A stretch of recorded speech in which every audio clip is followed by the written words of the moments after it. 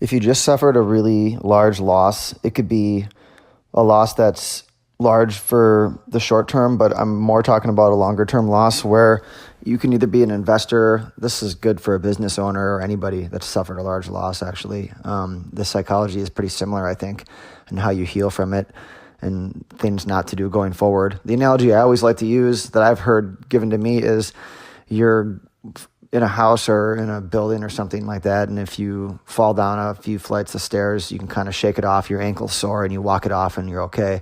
But when you fall out of the window and you break your leg, you're also going to be okay when that leg heals, but when you try to run on that leg, you're totally screwed. So that's the first thing, is don't try to run on a broken leg. And a broken leg is, I would say, something that psychologically or emotionally presses you to a degree that you're not able to operate normally. And it's different for everybody. So this is hard because you can't just have some set of rules that someone else can use, because risk affects everybody differently. Some people can handle a lot of risk and bounce back.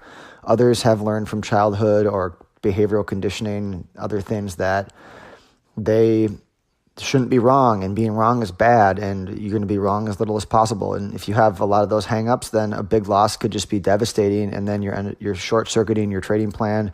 You're not able to follow things. You can't pull the trigger, and then a whole other host of issues come. So it's really getting to know yourself first about what you can take before you get into the trade, what kind of risk you can handle, and knowing that if there's a probability that's even over 10% that that's going to happen, you have to assume that you're going to get tested on that. And if you can't handle it, well, then don't put yourself in that position in the first place, because you know how you're going to react, and it's probably not going to be good. So say it happens, you mess up, and it happens to me all the time. I've had 2 or 3 really bad ones, probably over 15 years, like really nasty ones, and then a whole bunch of in between. And one of the things that helps is to hit some singles and get some small wins. So the first thing I'll do is, don't worry, take the money out of the equation and make it so it doesn't even matter. It's really hard to do because you want to make your money back, right? But time will heal the loss once you get out. So get out of the loss, clear your head. For me, a lot of times I need to have a day off, or even if it's really bad, I need to have a week off and let it kind of just simmer a little bit and get out of it. And talking with others or reading about losses and just things like that can help, can soothe you over. But back to when you're actually operating again, it's a matter of getting a few things on the board. Like think of a baseball player, for instance, who had a really bad run where you're striking out, you can't even hit the ball, and you're usually a pretty good hitter. You're demoralized. Well, the first thing you want to do is you bunt the ball, draw a walk, make a good catch in the outfield, which means in our translation, take your losers on time. Follow a plan, get out the piece of paper, write down what you're going to do for the day, see if you can stick to it. Just little things like get on track, get a small victory, hit anything. Even I don't care if you get in and get out too early, it's great. It's a single.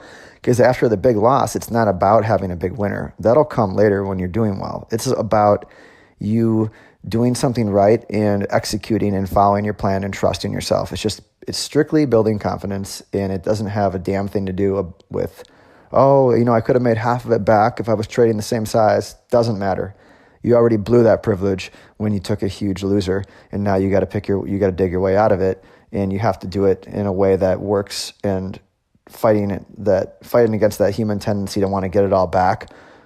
So I think that's really important to be able to take the time you need, so you're not trading the P&L, you're just trading the market, and then go small enough. So that emotional residue, the financial worry kind of gets out of it, and it's just you and the market and your plan. And then from there, you build back up. And then a lot of times, if you do this right, a lot faster than you think, you'll start to kind of just make that loss back when you don't expect it really quickly. And if the market's busy, like it is now, the loss could be really bad, but you have to realize that the market's busier. So yeah, the loss is bad because there's more volatility. Well, you can also make it back quicker when you get your head straight. But if you don't get your head straight and you try to run on the broken leg, then it's going to just the same process, but it's just going to be harder. You've made it worse on yourself.